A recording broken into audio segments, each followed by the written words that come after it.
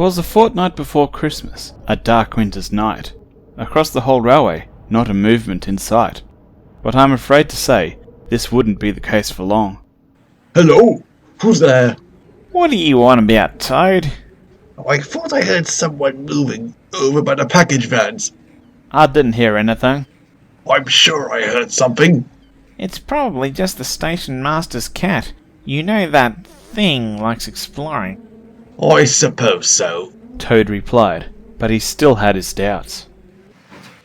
Early the next morning, Duck arrived on a slow goods run. As usual, he shunted the waiting package vans onto his train. Excuse me, Mr. Duck. Is there anything amiss with those vans at all? Not that I can see. Driver, did you see anything when we were coupling the vans up? Not that I can see. We can double check. Don't worry, Mr. Duck. I just thought something may have happened last night. Oh, well, I'll make sure to keep an eye out then. Thank you, Toad. With that, Duck headed off.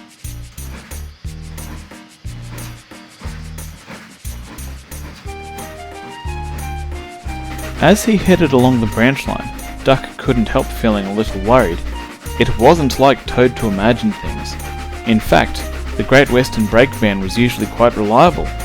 Duck couldn't help wondering exactly what Toad had on his mind. He and his crew kept an eye out for anything amiss while making their drop-offs and pickups. However, nothing seemed wrong. But then again, Toad hadn't exactly said much about what may have been wrong. As usual, a driver for the Northwest Package Express was waiting for them at Tidmouth Halt. Duck shunted the Northwest Package Express vans aside. By the time he sorted out the rest of his shunting, the driver had finished checking the shipment. I'm afraid there's a package missing. Eh? What do you mean? I've got a delivery listed for a Miss Betty Teal, but the package for it wasn't in your vans. Are you sure it was supposed to be aboard these two? I know there's another van of your packages coming down from Marlsburg later. Could be it, I suppose. We're having all sorts of teething troubles with our systems. Anyway, I must be off. A few minutes later, Duck and the driver went their separate ways. But as he chuffed off, the Great Western engine couldn't help thinking about what the Northwest Package Express driver had said, as well as his earlier conversation with Toad. He hoped that there wasn't something wrong. Duck didn't hear any more about it until later that afternoon. He finished a passenger run at Tidmouth to find Norman Spencer waiting for him on the platform. A package went missing from one of our package vans that you delivered this morning. Do you know anything about this? Why would I know anything about that? I picked up the vans from Callan Yard and delivered them as per the timetable. I didn't mean to accuse you, Duck. I just thought you may have seen or heard something. The first I heard of it was when your driver mentioned it during my stop at Tidmouth Halt. Only your people have keys to the vans, Mr. Spencer. I am aware of that. We run a tight ship on my branch line, and I'm just as worried about this as you are. I understand. Thank you.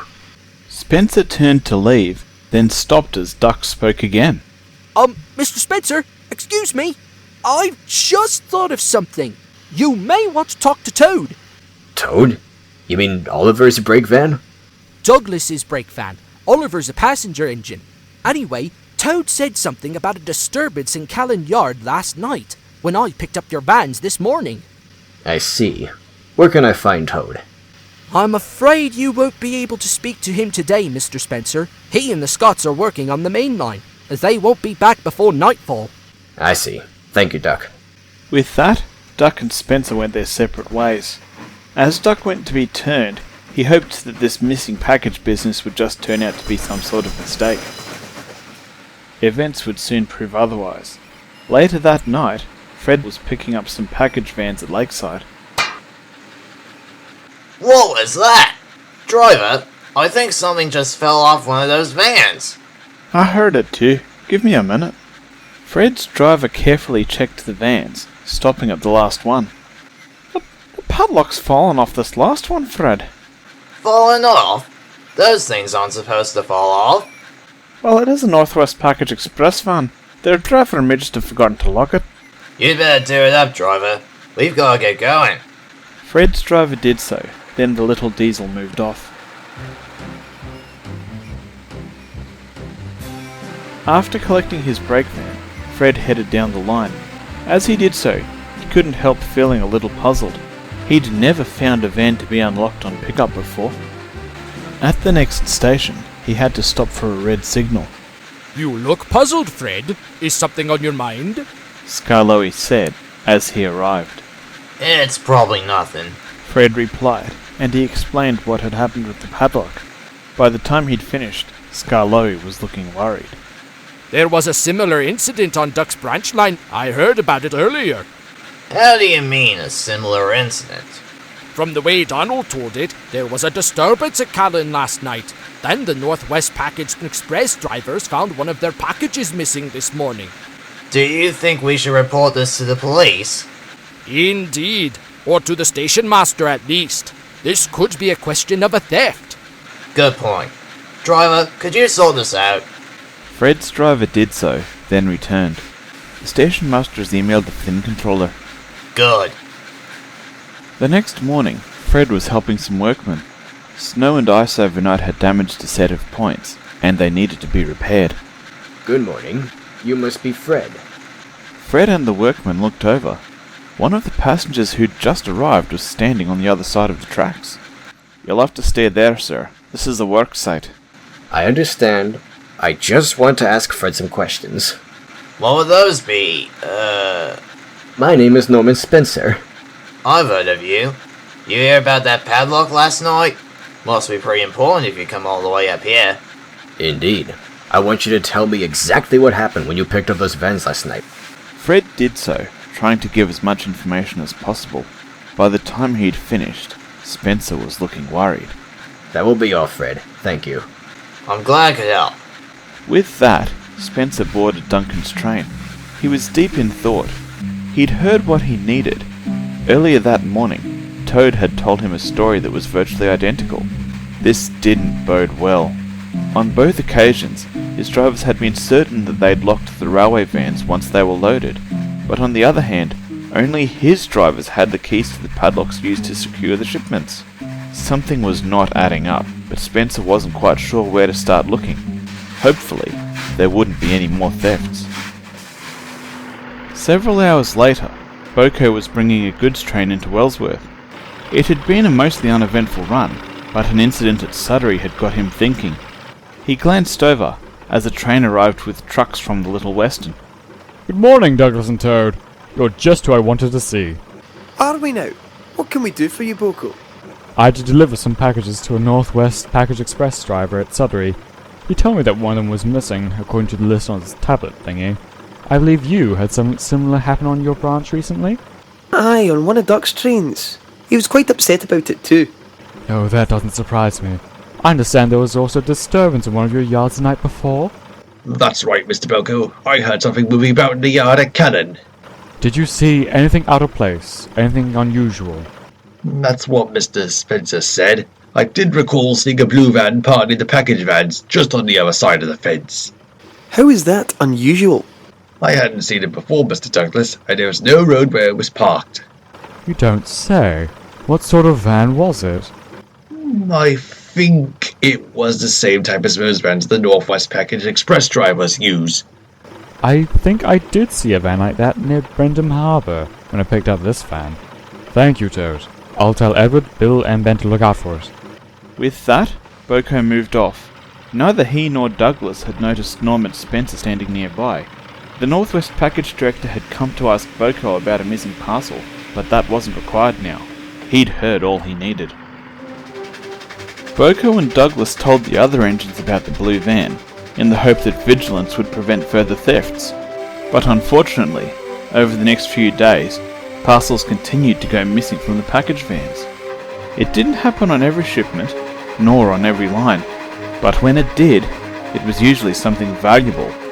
Whenever this happened, Norman Spencer was there, asking questions of both engine and crew, but from what the engines could see, he wasn't doing much else. One night, the mainline engines were discussing it in the sheds. I had that Norman Spencer cross-examining me this afternoon. Yet another one of his packages has gone missing. I'm sure Mr. Spencer knows we don't have anything to do with it. Yes, but you'd think he would have done something by now. I mean, we've got these thieves helping themselves to packages we're carrying, at their leisure. It's disgusting. Disgraceful. Despicable. Dangerous. Peter finished. All the other engines stared at him. Dangerous? I wouldn't exactly call it that. This sort of thing can damage the reputation of a railway, Henry. I remember a similar incident back on the mainland in the early 1950s. One branch line whose trains I met suffered from a series of thefts quite like this. What happened? Well, people were worried their goods would get stolen. That branch line lost its traffic to lorries as a result, and was closed down under the Beeching Axe. The other engines found this quite worrying indeed. All of these thefts have occurred on our railway. Yes. You know, James made a good point earlier about Norman Spencer. His lack of actions on this could be quite damaging to the railway. Do you have something in mind, Gordon? Perhaps we should ask Mr. Spencer what he's found. After all, he has been investigating this for over a week. Surely he must have found something by now. Even so, I doubt he'd tell us. Don't forget he did try to have us scrapped. It can't hurt to ask. Besides, Thomas, Toby and Percy have said that Mr. Spencer seems to be a bit more willing to listen to us now. Are you sure? I'll ask him, if that makes it easier. The next morning, Norman Spencer was visiting the Northwest Package Express's depot at Elsbridge. As usual, the drivers were there to start their morning runs. But on this particular morning, he had ordered them to remain there while he performed a surprise audit of the vans. He strode along the line, carefully comparing the chassis number of each vehicle to the list on his smartphone. When he reached the last one, he turned to the depot manager. Jenkins, where's that last van? The last van, Mr. Spencer? Yes, there were 6 delivery vans issued to this depot when we were running the trial along the Farquhar line, and then another 6 when we expanded operations over the full island. Yet here I only count 11. Is one of your drivers off sick? They're all here, Mr. Spencer. We only received 5 extra vans when operations were expanded. Are you sure about that, Jenkins? Aye, I can show you the emails if you'd like. I think you should. As they headed for the office, Spencer's phone rang. He answered it, listened for a few moments, then hung up. That was the station master at Knapford. Apparently Gordon wants to have a word with me. I suspect it's to do with these thefts. Could you forward me those emails you mentioned? Of course, Mr. Spencer. A short while later, Gordon arrived at Tidmouth to find Norman Spencer waiting for him. Good morning, Gordon. I got your message. What do you want to discuss? I want to know how your investigation of these package thefts is coming along, Mr. Spencer. They've been going on for over a week. Surely you must be close to catching the thieves by now. It's not really that simple, Gordon. Most of the answers I've been getting from you engines and your crews is the same information. I see. So what do you have? Gordon, this seems to be an internal Northwest Package Express matter. Excuse me? That's a load of cinders and ashes if I ever heard it. A load of what? Cinders and ashes. Worthless waste and hot air. Do you know how this nasty business could affect the railway? I don't see how. Those are our packages being stolen. From our railway, Mr. Spencer. Every theft has been while these packages were on our rails. I suppose you do have a point. Of course I have a point. I know how little you care for the railway, Mr. Spencer. Little enough to leave the line's premier passenger engine languishing on a cold siding. You seem to have no regard or care for how this will affect us engines at all. Thomas, Percy and Toby have said that you've changed, but from what I've seen, that doesn't seem to be the case. Where are you going with this, Gordon? We hoped that you would be a bit further along in your investigations by now, Mr. Spencer. Have you even informed the police of these thefts? I did so on Wednesday. What? Just 2 days ago? Yes? Just as I thought. It seems we engines will have to take matters into our own buffers. I see. What exactly do you plan to do? Take action, which is a bit more than what you've been doing. Before Spencer could reply, Gordon departed. Spencer couldn't deny that Gordon did have a point. Everything he'd found indicated that these thefts were being organised by somebody within the Northwest Package Express. It was time to flush them out.